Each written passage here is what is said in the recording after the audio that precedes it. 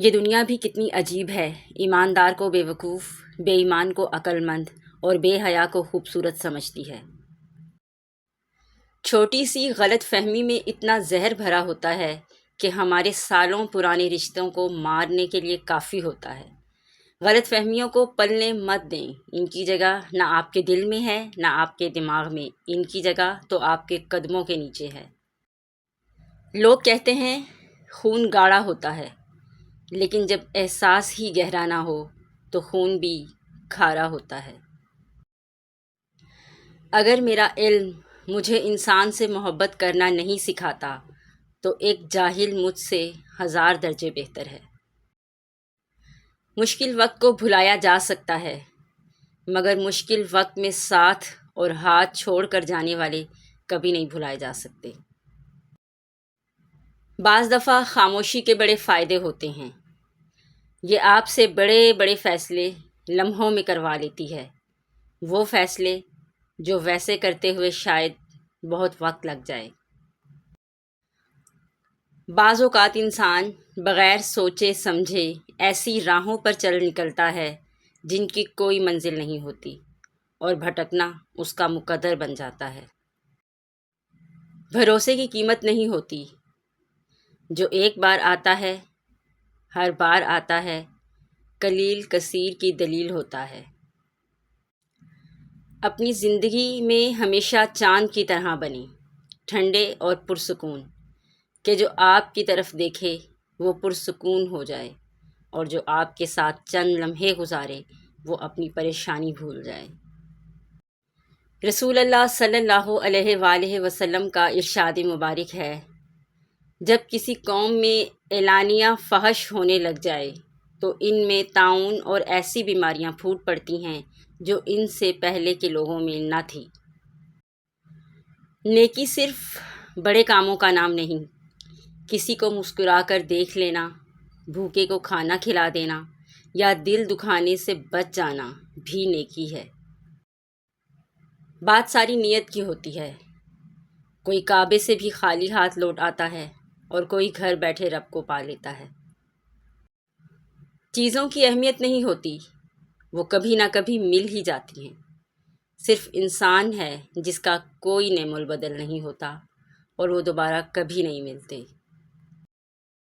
حضرت علی: کوئی تمہارا دل دکھائے تو ناراض مت ہونا، کیونکہ قدرت کا قانون ہے، جس درخت کا پھل زیادہ میٹھا ہوتا ہے لوگ پتھر بھی اسی کو مارتے ہیں۔ جو انسان یہ سمجھتا ہے کہ اللہ جو کرتا ہے وہ ہمارے لیے بہتر ہوتا ہے، وہ انسان کمال کا ایمان رکھتا ہے۔ جب لوگ غصے میں ہوں تو ان کی بات غور سے سنا کرو، کیونکہ اصل حقیقت تب سامنے آتی ہے۔ کچھ چیزیں اپنی حیا کی وجہ سے انمول ہوتی ہیں، خاص ہوتی ہیں، قیمتی ہوتی ہیں، نایاب ہوتی ہیں، جیسے جنت میں چھپی حوروں کی حیا، سیب میں چھپے گوہر کی حیا، کوئلے کی کان میں چھپے ہیرے کی حیا، آنکھ میں چھپے آنسو کی حیا اور پردے میں لپٹی عورت کی حیا۔ رب کو اپنے بندے کی سچی توبہ بے حد محبوب ہے۔ جب بندہ دل کی گہرائیوں سے ایک بار بھی خلوص کے ساتھ استغفار کہتا ہے تو اس کے گناہوں کے بوجھ مٹ جاتے ہیں۔ وہ لمحہ جو آنکھوں سے آنسو بہہ رہے ہوں اور دل ٹوٹ کر رب کی طرف رجوع کر رہا ہو، یہی قبولیت کا وقت ہوتا ہے۔ جب دل اور دماغ دنیا میں الجھ جائے تو بے سکونی انسان کا مقدر بن جاتی ہے۔ خود کو سلجھانے میں وقت گزارا کریں، کیونکہ یہی انسان کا سرمایہ اور معاشرے کا حسن ہے۔ الحمدللہ، خوش ہونا، خوش رہنا، خوشی بانٹنا اور خوشی کا اظہار کرنا الحمدللہ کی عملی شکل ہے۔ زندگی میں اگر آپ کو کوئی روکنے ٹوکنے والا ہے تو اس کے احسان مند رہیں، کیونکہ جس باغ کا مالی نہیں ہوتا وہ بڑی جلدی اجڑ جاتا ہے۔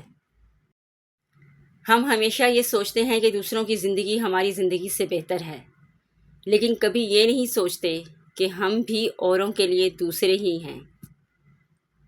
مسلمانوں کے زوال کی وجہ عبادات میں کمی نہیں، بلکہ دنیاوی معاملات میں بے ایمانی اور اسلام کو صرف عبادات تک محدود کرنا ہے۔